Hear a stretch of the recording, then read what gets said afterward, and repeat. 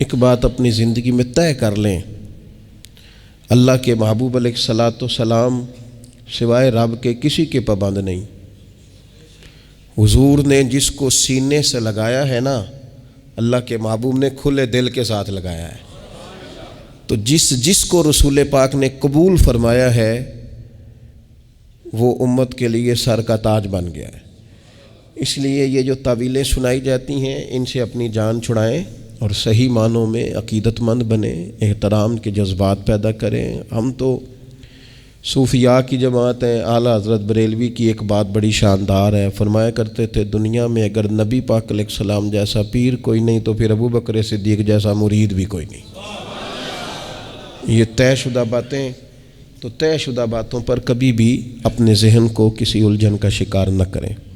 اللہ کریم نے قرآن مجید میں سورہ توبہ کے اندر ارشاد فرمایا کہ الذین آمنوا وہاجروا وجاہدوا فی سبیل اللہ باموالہم وانفسہم۔ یہ ذرا قرآن مجید کو سننا۔ فرمایا وہ لوگ جو ایمان لائے اور جنہوں نے ہجرت کی اور جنہوں نے جہاد کیا اللہ کے راستے میں باموالہم وانفسہم، اپنے مالوں سے اور اپنی جانوں سے۔ یہ اللہ کا قرآن ہے۔ فرمایا اعظم درجۃ عند اللہ، اللہ کی بارگاہ میں ان کے بڑے درجے ہیں، اللہ کی بارگاہ میں ان کے بڑے مقامات ہیں۔ کن کے؟ جو ایمان لائے، جنہوں نے ہجرت کی، جنہوں نے مال اور جان سے جہاد کیا، ان کے اللہ کی بارگاہ میں بڑے، یہ اللہ صحابہ کی عظمتیں بیان فرما رہا ہے، ان کے رب کی بارگاہ میں بڑے مقام ہیں۔ جو ایمان لائے، جو ایمان لائے حضور کی بارگاہ میں صحابہ، ان کے بڑے درجے ہیں۔ اور جو آزاد مردوں میں سب سے پہلے ایمان لائے، جو ہجرت کرے، ان کے بڑے درجے ہیں۔ تو جو ہجرت بھی مدینے والے رسول کے ساتھ کرے،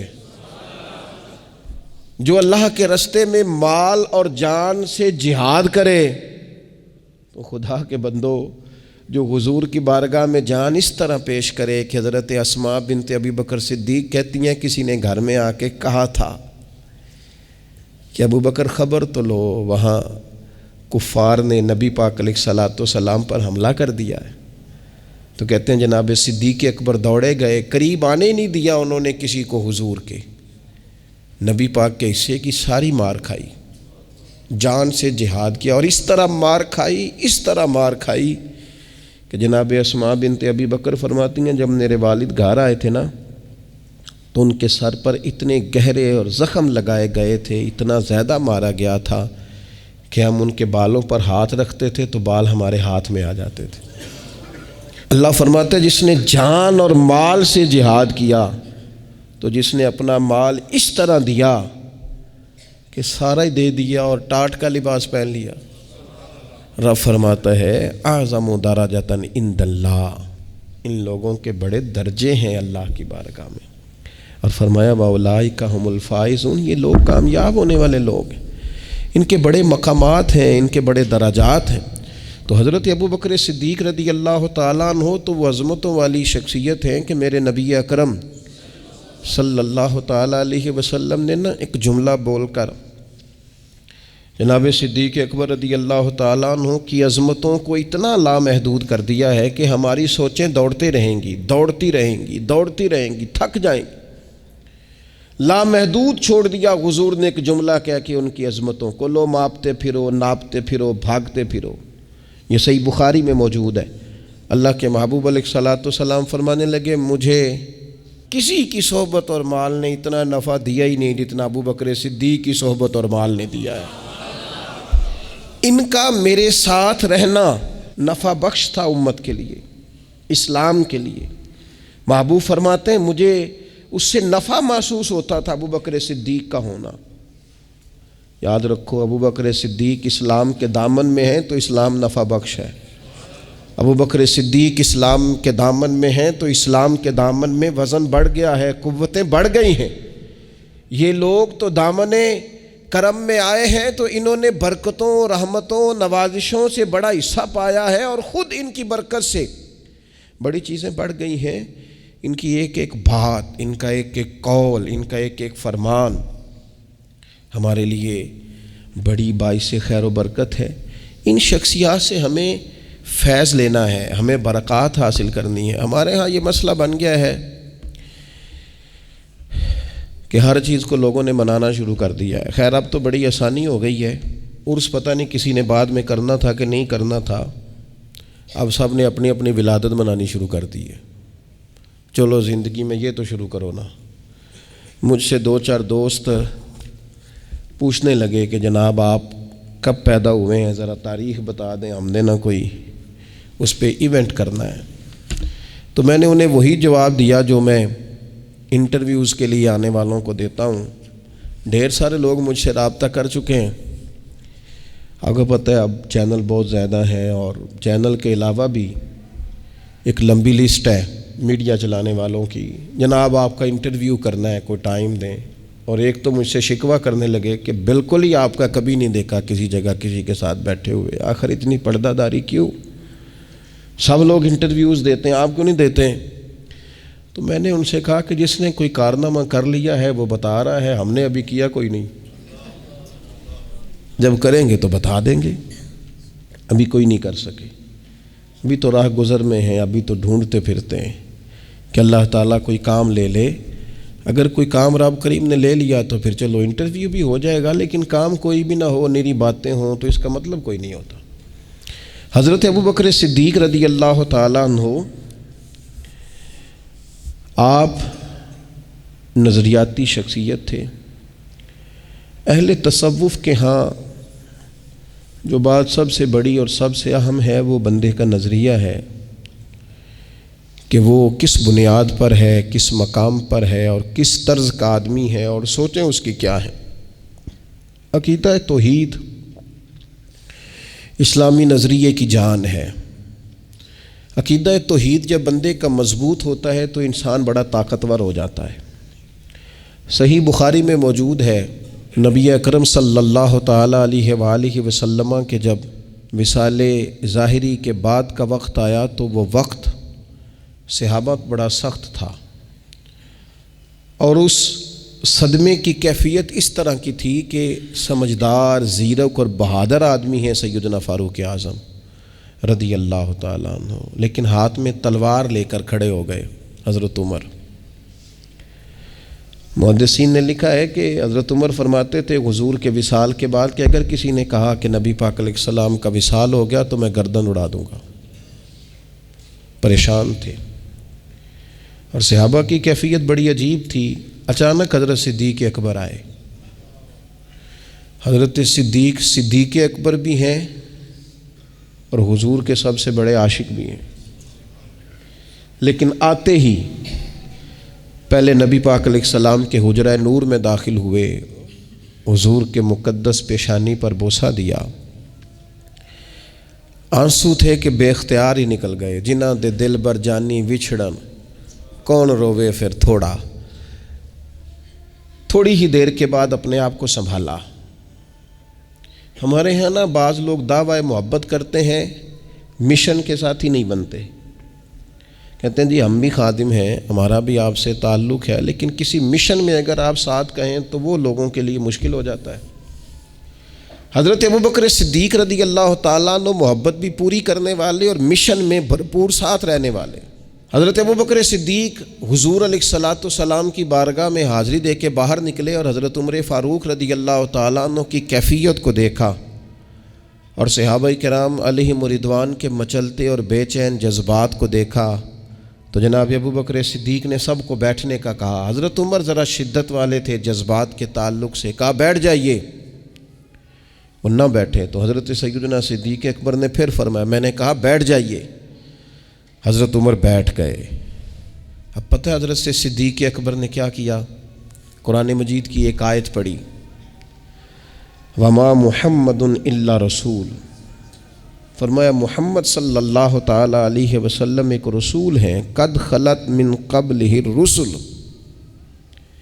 ان سے پہلے بھی رسول گزر گئے، تو کیا اگر وہ وصال فرما جائیں یا شہید کر دیے جائیں تو تم الٹے پاؤں پلٹ جاؤ گے؟ صحابہ کرام فرماتے ہیں جناب صدیق اکبر نے یہ آیت پڑھی اور ساتھ فرمایا کہ جو تو عبادت کرتا تھا رسول پاک علیہ السلام کی، وہ سمجھ لے کہ حضور نے وصال فرمایا، اللہ کا وعدہ آیا اور یہ ظاہری پردہ ہوا، اور جو عبادت کرتا ہے اللہ کی تو وہ جان لے رب حی بھی ہے قیوم بھی ہے۔ صحابہ فرماتے ہیں کہ حضرت صدیق اکبر نے آیت تلاوت کی تو ہمیں سمجھ آئی، اور حضرت ابوبکر صدیق نے آیت تلاوت کی تو ہمیں یوں لگا کہ یہ آیت آج ہی کے موقع کے لیے گویا نازل ہوئی ہے، اور فرماتے ہیں ہمیں سمجھ آئی کہ ابوبکر صدیق ہمیں کیا سمجھا رہے ہیں۔ انہوں نے امت کو سنبھالا دیا، امت کو انہوں نے پوری طرح مضبوطی سے تھاما۔ حضور سید عالم علیہ الصلاۃ والسلام کے بعد وہ صدموں کا بوجھ جتنا ان پر تھا کسی پر نہیں تھا، لیکن نظریات کو بھی تو بچانا ہے نا، مشن کی بھی تو بات کرنی ہے نا۔ وہ ساری راہیں جن کا تعین کر کے رسول پاک علیہ السلام نے امت کو عطا کیا ہے، ان سارے رستوں کا امت کے لیے کھلا اور واضح رہنا بھی تو ضروری ہے۔ تو ہر فتنہ جو حضور کے بعد سر اٹھاتا جناب ابوبکر صدیق اسے کچلتے۔ یہ جو لوگ حضرت عمر فاروق رضی اللہ تعالیٰ عنہ کی باتیں سناتے ہیں نا، بہت زیادہ ہم بھی سناتے ہیں اور سنانی بھی چاہیے، لیکن حضرت عمر فاروق رضی اللہ تعالیٰ عنہ نے یہ جو بھرپور حکومت کی ہے نا، اس کی بنیاد بھی جناب صدیق اکبر ہے۔ حضرت صدیق اکبر رضی اللہ تعالیٰ عنہ نے تمام فتنوں کا سر کچل کر اٹھنے والی ہر اس بری ہوا کو دبا کر حالات کو مضبوط کر کے پھر حکومت حضرت عمر فاروق کو دی ہے۔ اور پھر حضرت عمر کے لیے آسان تھا، فتنہ کوئی نہیں تھا، اب رستہ ہموار تھا، لہٰذا انہوں نے بڑے اچھے طریقے سے اس سلسلے کو چلایا۔ تو سب سے پہلے تو اس بات کو سمجھ لیں کہ جناب ابوبکر صدیق نظریات کی، ہمارے ہاں کچھ لوگ ایسے ہوتے ہیں جو پیر صاحب کے مرید ضرور ہوتے ہیں، لیکن وہ کسی دکھ سکھ میں، کسی خدمت میں، کسی مشن میں، کسی ڈیوٹی میں شامل نہیں ہوتے۔ وہ کسی خاندان کے ممبر ضرور ہوتے ہیں، لیکن وہ کہیں اپنا حق تو جتلاتے ہیں پر خاندان کی مشکلات میں ساتھ نہیں ہوتے۔ کچھ لوگ کسی جگہ شاگرد ضرور ہوتے ہیں، لیکن وہ سند ثابت کرنے کے لیے انہیں دکھانا پڑتا ہے کہ میں فلاں جگہ شاگرد ہوں، ورنہ کوئی معاملہ کوئی نہیں ہوتا۔ مشن کے ساتھ چلنا اور مشن کی ڈیوٹی کرنا اور مشن کی بابت آگے بڑھنا یہ اصل کام ہے۔ حضرت صدیق اکبر رضی اللہ تعالیٰ عنہ کا کمال یہ ہے کہ وہ رسول پاک صلی اللہ تعالیٰ علیہ وسلم پر فدا بھی ہر وقت تھے اور حضور کے مشن کے ساتھ باوفا بھی ہر وقت تھے۔ لہٰذا کچھ چیزوں کو سمجھنے کی ضرورت ہے، ہمیں تھوڑی آنکھیں کھولنی چاہیے اور کام کو کام سمجھنا چاہیے، ڈیوٹی کو ڈیوٹی سمجھنا چاہیے۔ حضرت ابوبکر صدیق رضی اللہ تعالیٰ عنہ میں نا ایک درد بھی ہے۔ درد بڑی قیمتی چیز ہے۔ یہ جو ہمارا زمانہ ہے یہ غرض مندوں کا ہے، درد مندوں کا نہیں۔ اس میں لوگ غرض مند ہیں، ضروریات سے متعلقہ لوگ ہیں، درد مند نہیں ہیں۔ اور اقبال کہتے ہیں کہ تمنا درد دل کی ہو تو کر خدمت فقیروں کی، نہیں ملتا یہ گوہر۔ کیا بات ہے جی، کس چیز کو گوہر کہا ہے؟ درد دل کو۔ نہیں ملتا یہ گوہر بادشاہوں کے خزینوں میں، گوہر۔ حضرت ابوبکر صدیق بڑے درد دل والے تھے۔ ایک وقت ایسا آیا کہ سارا مکہ مخالف تھا اور جناب صدیق اکبر رضی اللہ تعالیٰ عنہ کی طرف بھی سب حملہ آور تھے۔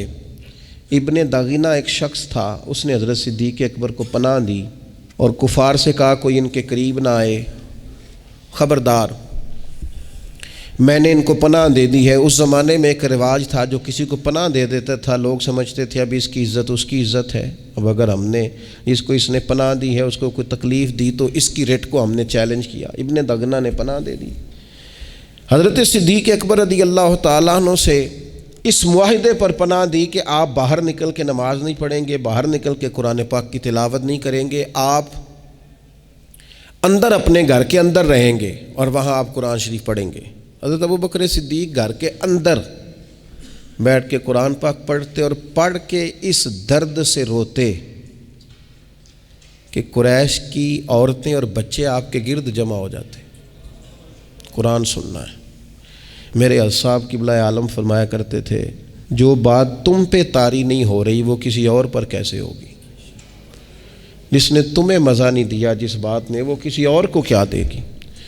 قرآن مجید جب آپ پورا مزہ لے کے نہیں پڑھ رہے، آپ کسی مجبوری کے تحت اسے دیکھ رہے ہیں، تو وہ دوسرے پر کیسے طاری ہوگا؟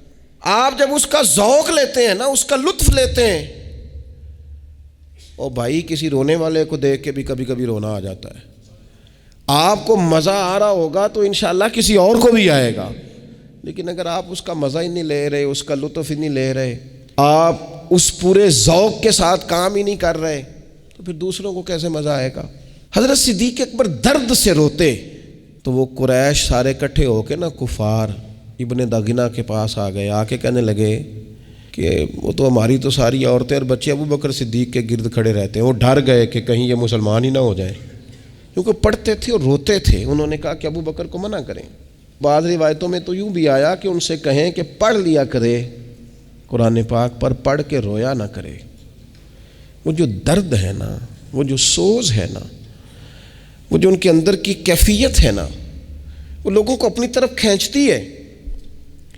ابن داغنہ نے آ کے حضرت صدیق اکبر سے کہا کہ بھئی یہاں تو آپ آہستہ پڑھیں، اونچا نہ پڑھیں، یا پھر میں اپنا ذمہ واپس لیتا ہوں۔ حضرت صدیق اکبر رضی اللہ تعالیٰ عنہ کہنے لگے گھر کے اندر تو ہوں اور میں کیا کروں؟ انہوں نے کہا جی آپ جب پڑھ کے روتے ہیں نا تو مشکل ہوتی ہے، لوگ میرے پاس آ گئے ہیں، پڑھ لیا کریں، پر یہ اونچا پڑھنا اور پڑھ کے رونا۔ حضرت صدیق کہنے لگے تو اپنا ذمہ اپنے پاس رکھ، میں یا رب کے ذمے پہ ہوں یا رب کے رسول کے ذمہ پہ ہوں، میں ان کے ذمہ کرم پہ ہوں تو اپنا ذمہ اپنے، ہمیں اللہ رسول کافی ہیں، ہمیں کسی اور کے ذمے کی ضرورت نہیں، کسی اور کے ذمہ کی ضرورت نہیں۔ اس لیے درد دل، طبیعت کا ذوق، اور جب یہ درد دل ہوتا ہے نا پھر انسان کہیں نہ کہیں پرہیزگار بھی ہوتا ہے، تقویٰ بھی نصیب ہوتا ہے۔ حضرت ابو بکر صدیق رضی اللہ تعالیٰ عنہ سادہ طرز زندگی کے قائل تھے۔ میرے دور کا مسئلہ ضروریات نہیں ہے، میرے دور کا مسئلہ خواہشات ہے۔ خواہشات ہر روز بڑھتی چلی جا رہی ہیں، اور کچھ لوگ ایسے ہیں جو غربت کی چکی میں پستے چلے جا رہے ہیں۔ کچھ اس لیے رات بھر نہیں سوتے کہ میں نیا ڈیزائن دیکھ کے آیا ہوں، کہیں ایسا نہ ہو کہ صبح میرے جانے سے پہلے کوئی اور نہ لے جائے، اور کئی اس لیے رات بھر نہیں سو پاتے کہ صبح اگر بچے فیس کا مطالبہ کریں گے تو میں نے کہاں سے دینی ہے۔ دنیا نے نا غلبہ کر لیا ہے۔ مال کمانا برا نہیں ہے، جتنا رزق حلال آپ کما سکتے ہیں کمائیں، لیکن اس سے دل لگا لینا، اس کی زیب و زینت میں الجھ جانا، ڈیزائنوں کے چکر میں پڑ جانا، نئی سے نئی برانڈ خریدنے کا موڈ بنا لینا، اپنے مزاج کی سادگی اور اپنے رویے کے حسن کو گوا بیٹھنا، شریعت اس کو پسند نہیں کرتی۔ حضرت صدیق اکبر رضی اللہ تعالیٰ عنہ نے نا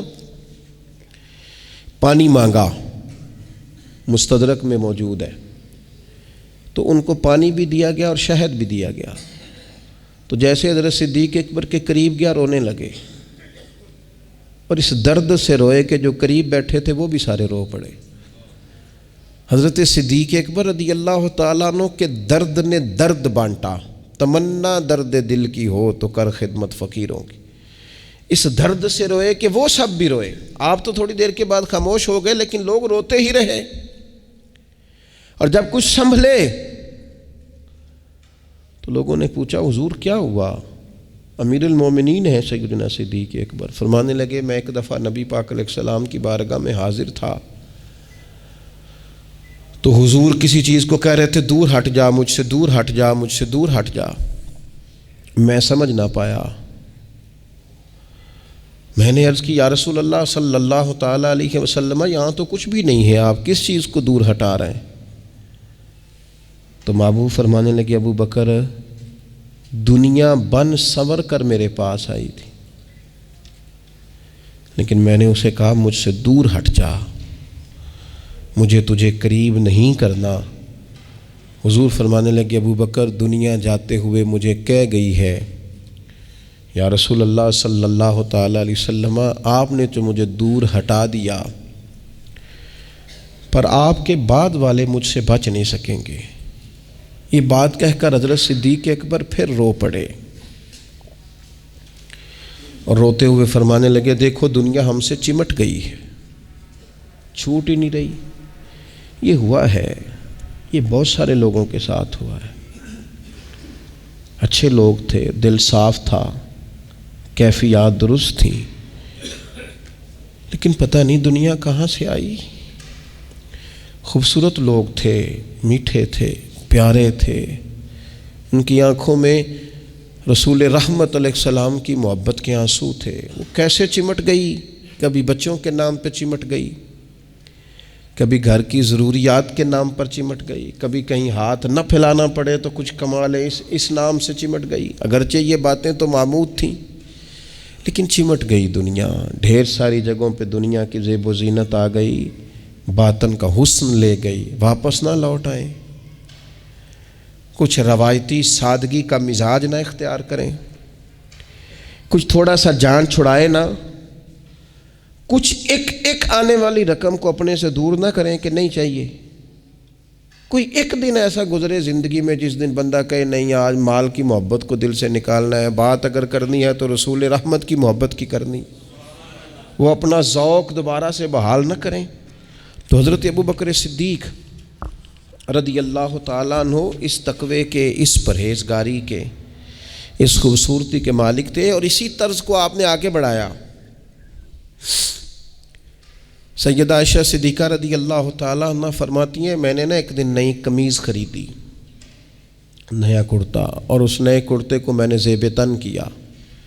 ہمارے گھروں میں جب زیب و زینت کا رواج آتا ہے تو آپ یقین کریں یہ نہ ختم ہونے والا موضوع ہے۔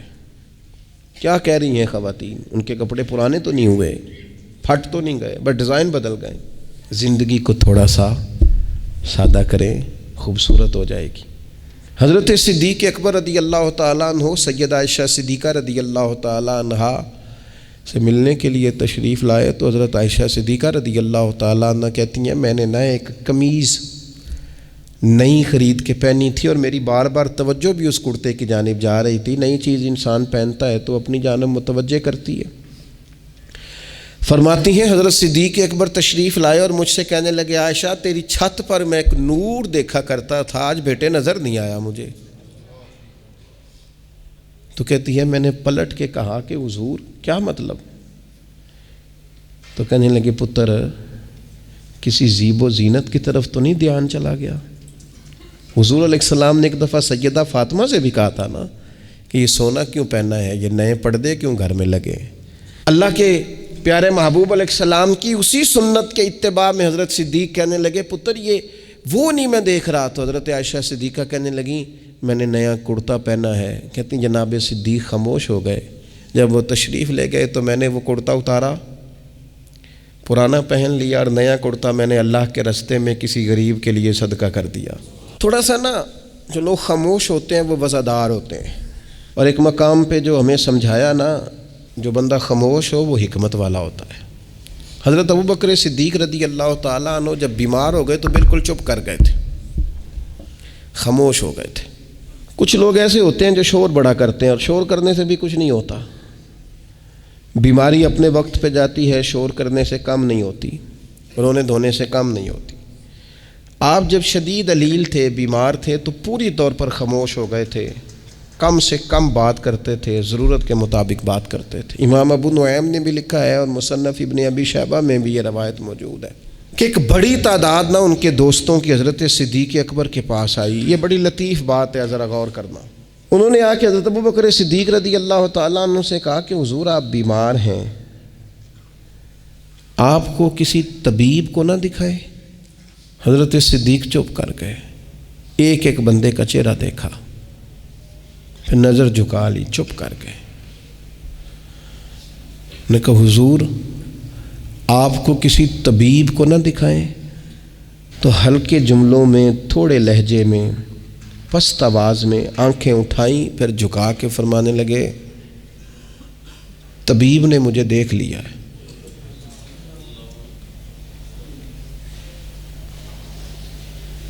کہا حضور پھر اس نے کیا کہا ہے؟ پھر چپ کر گئے۔ تھوڑی دیر خاموشی کے بعد کہنے لگے اس نے کہا ہے فعال لما یرید، اس نے کہا ہے میں جو چاہتا ہوں وہ کرتا ہوں، فعال لما یرید، اس نے کہا ہے جو میرا ارادہ بن جائے وہ میں کرتا ہوں۔ اگر اس کا ارادہ بن گیا ہے تو پھر ٹھیک ہے۔ اے سدا سجنا والوں اسی نال خوشی ٹر چلے، اج ساڈا ملاپ جے ہونا تے ساڈی قسمت بلے بلے۔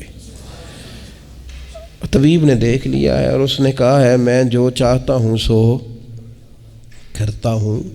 کئی دفعہ طبیب دیکھ لیتا ہے اور ہمیں پتہ ہی نہیں ہوتا، طبیب کا ارادہ ہو جاتا ہے اور ہمیں خبر نہیں ہوتی۔